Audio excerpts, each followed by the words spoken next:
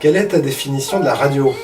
Écoute, ma définition de la radio, c'est la proximité. Je pense que c'est un terme et une notion à avoir chaque jour quand tu fais ce métier. La radio est un moyen de véhiculer des idées, donc c'est un moyen de communication. C'est vrai que la radio, c'est pour moi le média qui est le plus proche des gens.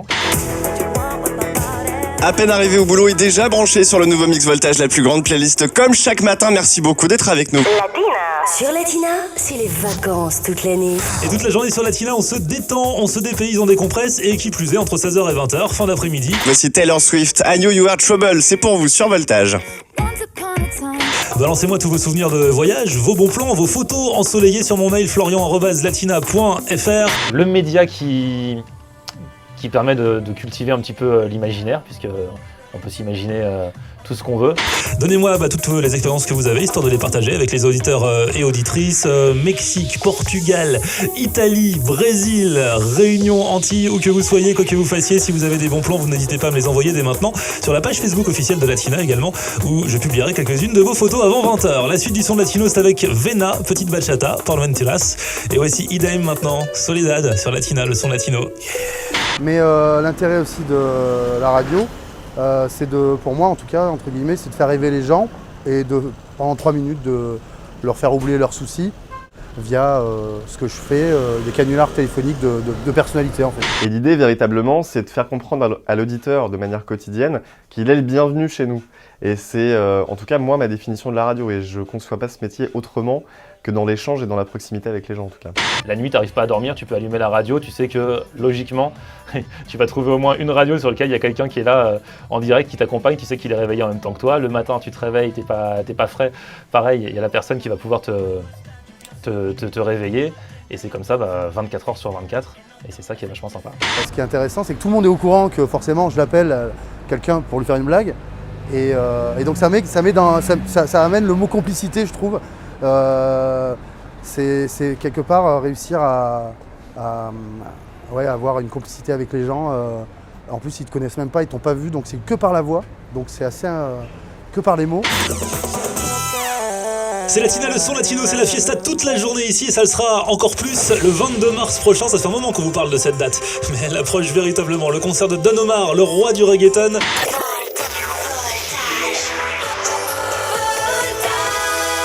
À Paris et partout en Ile-de-France, bienvenue, c'est le nouveau Mix Voltage, la plus grande playlist.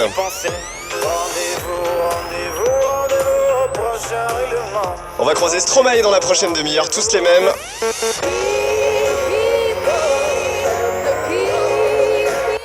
Et ça c'est juste après l'info Birdie avec People Help the People sur Voltage. Est-ce que tu peux nous raconter ta première expérience radiophonique ?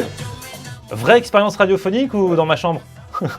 Il sera au Zénith, c'est un événement Latina et bien sûr on vous offre vos places jusqu'à la fin de la semaine, c'est-à-dire jusqu'à demain. Vous les voulez, et encore plus que d'habitude, il faut m'envoyer un petit SMS dès maintenant parce qu'on arrive aux toutes dernières places. Latina suivi de votre message avec prénom et numéro de téléphone. Vous envoyez le tout au 71 200 si je vous sélectionne avant 20h et que je vous rappelle. Ces places pour Don Omar seront pour vous. Bonne chance.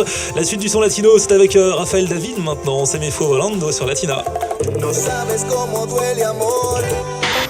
Il est 10h, l'info transport en temps réel, c'est uniquement sur Voltage. Olivia Bécassis. Bonjour et plusieurs difficultés en ce milieu de matinée sur la ligne C du RER. Des retards à prévoir sur l'ensemble de la ligne jusqu'à 10h30. Sur le RER, le trafic reste perturbé dans les deux sens sur l'axe Haussmann-Saint-Lazare tournant. Ma première expérience à la radio, c'est un pote qui était sur une radio associative, Radio Montélimar, qui faisait une émission de métal. Et il m'a dit, viens voir mon... Ah bon, on peut faire de la radio Je savais pas que ça existait, une petite radio associative. Ma toute première expérience radio, c'était en radio associative, sur une radio qui s'appelle Radio Anguin, qui existe toujours, qui est dans le Val d'Oise.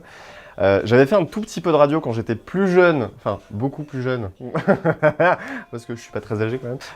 C'était quand j'étais au collège, donc j'étais en 3e à l'époque, j'avais fait un petit peu de radio à ce moment-là, donc toujours sur Radio Anguin. Ça a commencé dans ma chambre quand j'étais jeune, de l'âge de 8 ans à l'âge de 17 ans, donc c'est pas une véritable expérience radiophonique, même si je faisais de la radio, mais personne n'écoutait, donc de la radio que personne n'écoute, c'est pas complètement de la radio. Je m'enregistrais sur cassette comme beaucoup ont fait pour démarrer. Et puis il m'a proposé de venir dans son émission, puis j'ai commencé à dire 2-3 conneries. Je suis revenu une semaine après, où j'avais écrit un peu mes conneries. Pendant une demi-heure finalement, c'était plus une émission d'humour, et après je suis allé voir le directeur de la radio, et j'ai demandé, j'ai dit voilà, j'aimerais faire une émission de radio avec des potes. Ça s'appelait l'Agence Tout Rire à l'époque. Et c'était 1h30 par semaine, l'émission du délire, 18h30, 20h sur Radio M. Et donc c'était marrant parce qu'on a commencé à faire des sketchs. Quand j'ai décidé, puisque j'ai fait un premier métier avant de faire de la radio il y a quelques années, quand j'ai décidé de quitter ce premier métier pour me lancer dans l'animation, je suis retourné à Radio Anguin. En retournant voir les gens avec qui j'avais travaillé à l'époque, ils m'ont dit « Bienvenue, reviens parmi nous ». Ce qui m'a permis ensuite d'accéder à d'autres radios, des radios de catégorie B comme on dit dans le métier, donc des radios commerciales, et de commencer à faire mon expérience comme journaliste, comme animateur, comme co-animateur de matinale au début, et ensuite comme animateur tout seul comme un grand sur une tranche dédiée, quoi.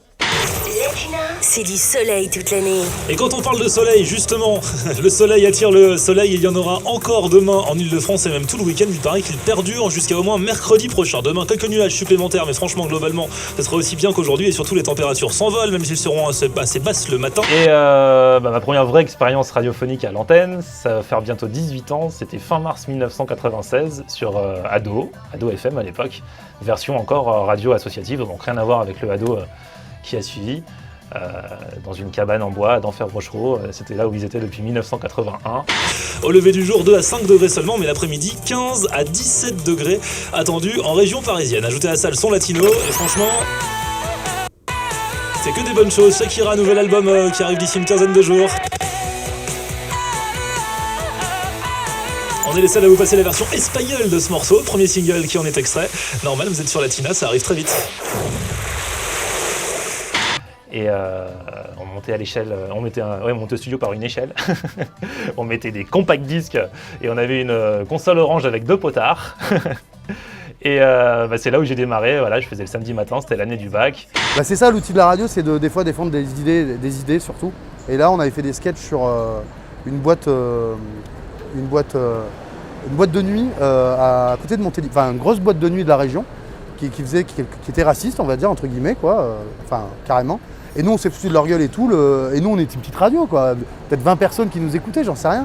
Et là le mec il a demandé à écouter, à l'époque c'était sur les cassettes audio, ils ont demandé à interdire, c'était un patron d'une boîte assez importante, d'interdire l'émission et tout ça, et finalement ils ont écouté la radio, ils ont dit non, il n'y a rien, on les a pas insultés. Et donc on a continué comme ça, et SOS Racisme est arrivé peut-être un mois après, la boîte elle a fermé pendant 3 mois, quoi, pendant 6 mois. Donc c'était notre petit coup à travers l'humour d'avoir réussi à faire... Bon après bien sûr on a raconté des conneries en disant que le maire de Montélimar, parce qu'il y a le musée de la miniature à Montélimar, donc on racontait que le maire de Montélimar allait être intronisé dans le musée de la miniature pour son sexe. Bon voilà, forcément, des fois on racontait vraiment n'importe quoi. Et après j'ai continué encore version radio associative jusqu'à ce que la radio soit reprise par le groupe qui la dirige actuellement. Et puis voilà, j'ai eu la chance de rester 17 ans sur cette radio. C'est génial la radio, vive la radio.